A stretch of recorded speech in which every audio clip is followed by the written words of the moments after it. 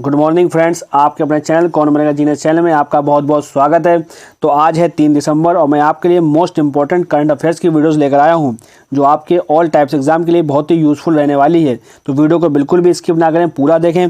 तो चलिए शुरू करते हैं। क्वेश्चन नंबर 1, उत्तर प्रदेश की पहली महिला पुलिस कमिश्नर कौन बनी है? Options A Lakshmi Singh, B Sonali Gupta, C Shakti Singh या डी टीना डाबी। आपका सही जवाब हो जाएगा ऑप्शन ए लक्ष्मी सिंह। अब जान लेते हैं इसके बारे में कुछ इंपॉर्टेंट पॉइंट। वर्ष 2022 की आईपीएस लक्ष्मी सिंह को उत्तर प्रदेश की पहली महिला पुलिस कमिश्नर बनाया गया है। लक्ष्मी सिंह को नोएडा का पुलिस कमिश्नर बनाया गया है। वह आलोक सिंह की जगह लेंगी। वह इससे पहले लखनऊ रेंज में पुलिस महानिरीक्षक आईजी के पद पर कार्य कर रही थी। अगला सवाल, क्वेश्चन नंबर 2, विश्व एड्स दिवस कब मनाया गया है? ऑप्शंस ए 4 दिसंबर, बी 3 दिसंबर, सी 5 दिसंबर या डी 1 दिसंबर। आपका सही जवाब हो जाएगा ऑप्शन डी 1 दिसंबर को। अब जान लेते हैं इसके बारे में कुछ इंपॉर्टेंट पॉइंट। विश्व एड्स दिवस प्रत्येक वर्ष 1 दिसंबर को मनाया जाता है और इसकी थीम क्या है 2022 की? इसकी थीम है एक्वालाइज। इस दिवस को पहली बार 1988 में WHO द्वारा मनाया गया था। एड्स यानी एक्वायर्ड इम्यून डिफिशियंसी सिंड्रोम यानी human immune deficiencies virus HIV के कारण होता है। अब तक 40.1 मिलियन लोगों की मौत हो चुकी है इस वायरस के कारण।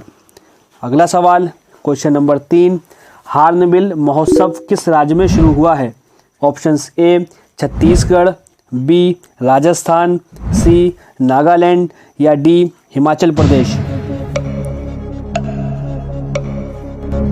आपका सही जवाब हो जाएगा ऑप्शन सी नागालैंड। अब जान लेते हैं इसके बारे में कुछ इंपॉर्टेंट पॉइंट।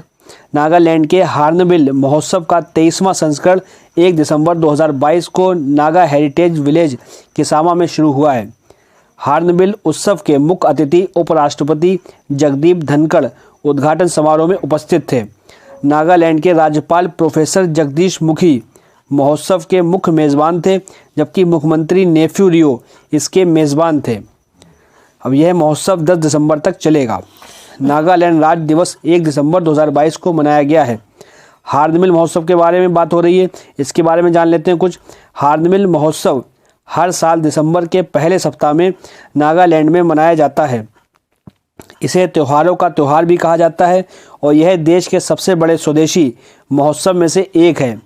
यह महोत्सव हार्नबिल पक्षी के नाम पर रखा गया है, जो नागाओं के लिए सबसे अधिक पूजनीय और प्रशंसित पक्षी है। यह महोत्सव इस पक्षी को एक श्रद्धांजलि है, जो अपनी भव्यता और सत्कर्ता के गुणों के लिए जाना जाता है। अगला सवाल, क्वेश्चन नंबर 4, एशिया के सबसे पुराने stock exchange Bombay stock exchange BSE के नए MD और CEO कौन बने हैं? Options A GC Murmu, B Bharatidas, C R Venkataramani, D Sundararaman Ramamurthy. आपका सही जवाब हो जाएगा ऑप्शन डी सुंदरमण राममूर्ति। अब जान लेते हैं इसके बारे में कुछ इंपॉर्टेंट पॉइंट।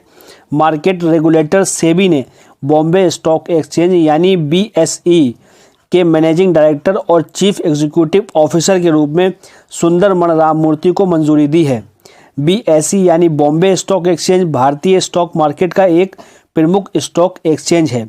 भारतीय प्रतिभूति एवं विनिमय बोर्ड सेबी ने 28 नवंबर को एक पत्र के जरिए राममूर्ति की नियुक्ति को मंजूरी दी थी। अब बॉम्बे स्टॉक की एक्सचेंज की बात हुई, उसके बारे में जान लेते हैं। BSE यानी बॉम्बे स्टॉक एक्सचेंज, इसकी स्थापना कब हुई? इसकी स्थापना 9 जुलाई 1875 को हुई और इसका मुख्यालय मुंबई में है और इसके अध्यक्ष SS मुंद्रा हैं। अगला सवाल, क्वेश्चन नंबर 5, फोर्ब्स के अनुसार भारत के 100 सबसे अमीर अरबपतियों की वार्षिक सूची में कौन शीर्ष पर है? Options A Mukesh Ambani, B Gautam Adani, C Cyrus Poonawalla या डी राधाकिशन दमानी। आपका सही जवाब हो जाएगा ऑप्शन बी गौतम अडानी। अब जान लेते हैं इसके बारे में कुछ इंपॉर्टेंट पॉइंट। अडानी समूह के मालिक गौतम अडानी भारत के सबसे अमीर व्यक्ति बन गए हैं। फोर्ब्स के द्वारा जारी किए गए भारत के 100 सबसे अमीर व्यक्तियों की लिस्ट में गौतम अडानी ने टॉप किया है। वह दूसरे नंबर पर मुकेश अंबानी आ चुके हैं। गौतम अडानी की संपत्ति करीब 150 बिलियन डॉलर है और जो पिछले एक साल में दोगुनी हो चुकी है। वहीं दूसरे नंबर पर रिलायंस इंडस्ट्रीज के मालिक मुकेश अंबानी काबिज हैं। अगला सवाल क्वेश्चन नंबर 6, मार्च 2024 तक टाटा के स्वामित्व वाली एयर इंडिया में किस एयरलाइंस का विलय किया जाएगा? Options A IndiGo, B Vistara, C Go First या डी फ्लाई बिग। आपका सही जवाब हो जाएगा ऑप्शन बी विस्तारा। अब जान लेते हैं इसके बारे में कुछ इंपॉर्टेंट पॉइंट। विस्तारा एयरलाइंस का टाटा के स्वामित्व वाली एयर इंडिया में विलय किया जाएगा। सिंगापुर एयरलाइंस और टाटा समूह मार्च 2024 तक एयर इंडिया और विस्तारा को विनियामक अनुमोदन के अधीन विलय करने पर सहमत हुए हैं। सिंगापुर एयरलाइंस 250 मिलियन डॉलर या रुपए का निवेश करेगी। इस एकीकरण के पूरा होते ही एयर इंडिया में 2000 करोड़ रुपए का एसेट और बढ़ जाएगा। सवाल क्वेश्चन नंबर 7, वैज्ञानिकों ने किस देश में बर्फ में दबे 48,500 साल पुराने ज़ॉम्बी वायरस को पुनर्जीवित किया है? ऑप्शंस ए मिस्र, बी इंडोनेशिया, सी ऑस्ट्रेलिया या डी रूस। आपका सही जवाब हो जाएगा ऑप्शन डी रूस। अब जान लेते हैं इसके बारे में कुछ इंपॉर्टेंट पॉइंट। फ्रांस के वैज्ञानिकों ने रूस में जमी हुई झील के नीचे दबे 48,500 साल पुराने ज़ॉम्बी वायरस को फिर से जीवित किया है। यूरोपीय शोधकर्ताओं ने रूस के साइबेरिया क्षेत्र में परमाफ्रॉस्ट से एकत्रित प्राचीन नमूनों की जांच की। वैज्ञानिकों ने 13 नए रोगनजनकों को पुनर्जीवित किया और उनकी विशेषता बताई, जिसे उन्होंने ज़ॉम्बी वायरस का नाम दिया है।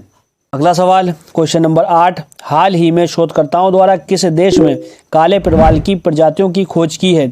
Options A Australia, B Solomon द्वीप, सी फिजी या डी न्यूजीलैंड। आपका सही जवाब हो जाएगा ऑप्शन ए ऑस्ट्रेलिया। अब जान लेते हैं इसके बारे में कुछ इंपॉर्टेंट पॉइंट। हाल ही में उत्तरी प्रशांत महासागर के समुद्र तट पर काले प्रवाल की 3 प्रजातियां खोजी गई हैं। काली प्रवाल प्रजातियों के बारे में कुछ जान लेते हैं। उत्तरी प्रशांत महासागर में खोजी गई नई काली प्रवाल प्रजातियों को उनके काले कंकालों यानी ब्लैक स्केलेटन की वजह से नाम दिया गया है। ये लंबे समय तक जीवित रहने वाले प्रवाल या मूंगे समुद्र के लाल लकड़ी के समान हैं। ये न केवल धीमी गति से बढ़ते हैं और लंबे समय तक जीवित रहते हैं, बल्कि कई अन्य प्रजातियों के लिए महत्वपूर्ण आवास भी प्रदान करते हैं। अगला सवाल क्वेश्चन नंबर 9, हाल ही में जियांग जेमिन का 96 साल की उम्र में निधन हो गया। वे कौन थे? ऑप्शंस ए चीन के पूर्व राष्ट्रपति, बी जापान के पूर्व पीएम, सी स्पेन के पूर्व राष्ट्रपति या डी चीन के पूर्व पीएम। आपका सही जवाब हो जाएगा ऑप्शन ए चीन के पूर्व राष्ट्रपति। फ्रेंड्स, वीडियो अच्छी लगी हो तो वीडियो को प्यारा सा लाइक कर दें और चैनल पर नए हैं चैनल को आज ही सब्सक्राइब कर लें और बेल आइकन का बटन दबाना ना भूलिएगा। अब जान लेते हैं इसके बारे में कुछ इंपॉर्टेंट पॉइंट। पूर्व चीनी राष्ट्रपति जियांग जेमिन का 30 नवंबर 2022 को 96 वर्ष की आयु में ल्यूकेमिया और विभिन्न अंगों की विफलता के कारण शंघाई में निधन हो गया।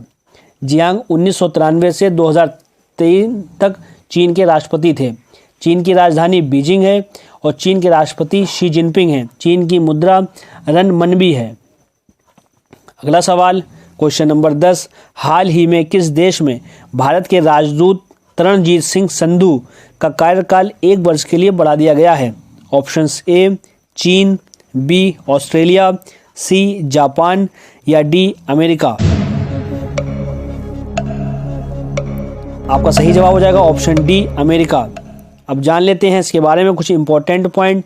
अमेरिका में भारत के राजदूत तरणजीत सिंह संधू का कार्यकाल भारत सरकार द्वारा 31 जनवरी 2024 तक 1 वर्ष के लिए बढ़ा दिया गया है। संधू जनवरी 2023 में रिटायर होने वाले थे। अमेरिका की राजधानी वाशिंगटन डीसी है और अमेरिका के राष्ट्रपति जो बाइडेन हैं और अमेरिका के उपराष्ट्रपति कमला हैरिस हैं और अमेरिका की मुद्रा अमेरिकी डॉलर है। आशा करता हूँ कि अगर आपको हमारी मेहनत पसंद आई तो एक प्यारा सा लाइक कर दें और चैनल पर नए हैं चैनल को आज ही सब्सक्राइब कर लें और बेल आइकन का बटन दबाना ना भूलिएगा। मैं आपके लिए ऐसे ही मोस्ट इंपॉर्टेंट करंट अफेयर्स की वीडियोस लाता रहता हूँ और वीडियोस को अपने फ्रेंड्स एंड फैमिली में शेयर भी करें। मिलते हैं नेक्स्ट वीडियो में। जय हिंद, जय भारत।